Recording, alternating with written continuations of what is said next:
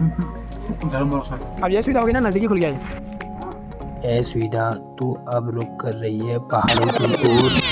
तो दोस्तों स्वागत है आप सभी का मेरे मिनी ब्लॉग में। तो दोस्तों आज ब्लॉग से ट्रैवलिंग ब्लॉग जो आज हम हैं दीवानदा के साथ और हम जा रहे हैं। यहाँ पे आपको दिखाएंगे मनरसा पेट्रोल पंप वगैरह जा रहे हैं पेट्रोल भराने और वहाँ के नज़ारे दिखाते हैं और आपको दिखाते हैं NH 87 जो है Almora Haldwani highway national highway वो दिखाएंगे और उसकी कुछ खूबियाँ और उसकी कुछ जो कमियाँ हैं वो उससे आपको रूबरू कराएंगे। धन्यवाद। तो आपका स्वागत है मेरे मिनी ब्लॉग में। तो झगड़ियों अभी हमें दीवानदा के साथ दीवानदा की बाइक में और national highway Haldwani to Almora वाली रोड में माफ़ी चाहेंगे आपसे कि आप हेलमेट पहन के नहीं लाए हैं। तो अभी इस रोड में हाल ही में चौड़ीकरण हुआ है जिसके कटाव हुआ है और बहुत संगीन के सबूत आप देख सकते हैं और हर जगह सुरक्षा दीवार नहीं होने के कारण ऊपर से ज़मीन खिसकती जा रही है। अभी हम मनरसा पे पहुंच गए हैं, ये देख सकते हैं आप। और मनरसा पे होटल रेस्टोरेंट और परचून की दुकानें, चाय मोमोज, टायर पंचर की दुकानें और जो ज़रूरी सामान होता है उसकी दुकानें यहाँ पे उपलब्ध हैं। तो शाम का दृश्य है तो काफ़ी अच्छा दिख रहा है।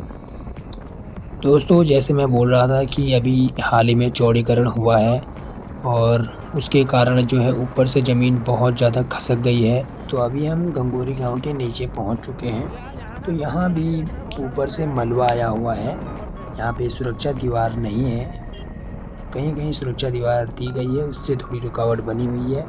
तो इस रोड के चौड़ीकरण के कारण काफ़ी नुकसान भुगतना पड़ा और जैसे कि देख सकते हैं हम रोड काफ़ी चौड़ी हुई है और नीचे गुप्तेश्वर मंदिर है। और अभी हम पेट्रोल पंप पे पहुंच गए हैं जो गंगोरी गांव के पास में ही है। तो जो अभी हाल ही में ही बना हुआ है जिससे हम गांव वाले और आस पड़ोस के कई गांवों को लाभ मिल रहा है।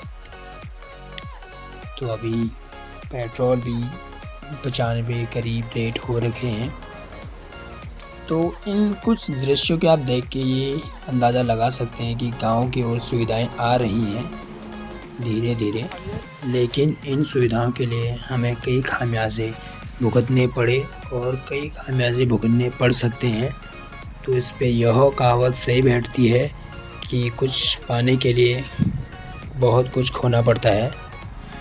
तो जैसे कि आप देख सकते हैं कि रोड बिल्कुल साफ़ है और गाड़ियां भी बहुत कम चल रही हैं।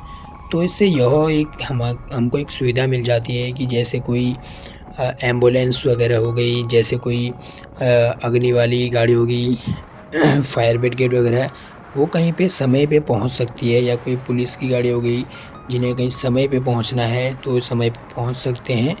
जो इस मतलब चौड़ीकरण का कुछ अच्छे उद्देश्य के लिए काम किया गया है।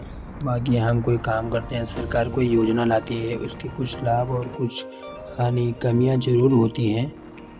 तो हम वापसी मनरसा पहुंच गए हैं और दीवानदा ने बोला कि मोमोज़ का आनंद लेते हुए जाते हैं, तो उनको मना भी नहीं कर सकते थे क्योंकि मोमोज़ दीवानदा की फेवरेट हैं।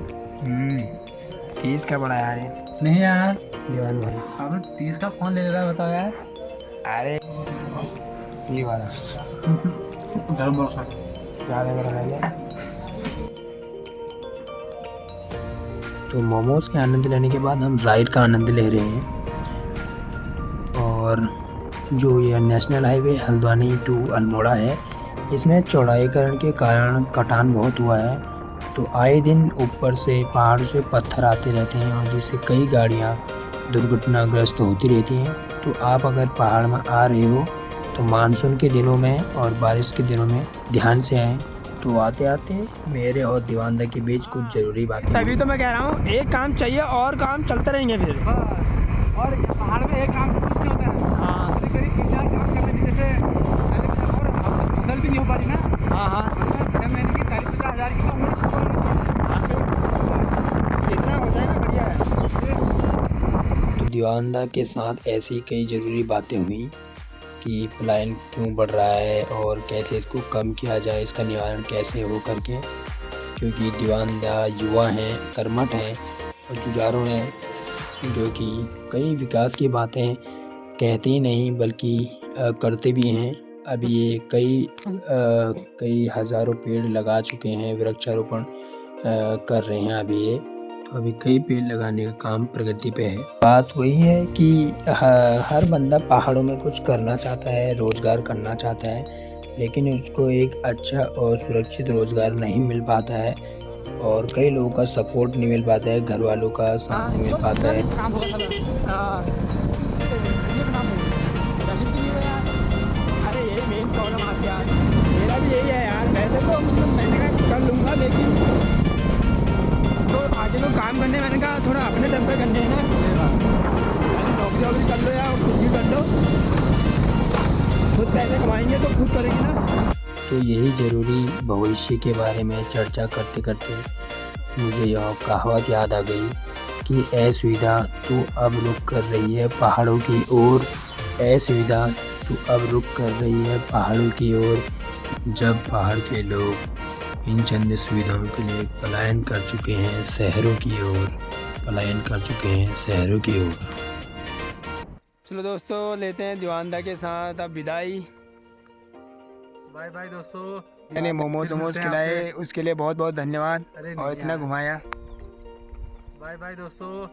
देखो आज तुम वीडियो कैसा लगे कमेंट में बताना और लाइक करना और शेयर जरूर करिए, और जो नए दोस्त हैं वो सब्सक्राइब जरूर करना और बेल आइकन दबाना मत भूलना। धन्यवाद।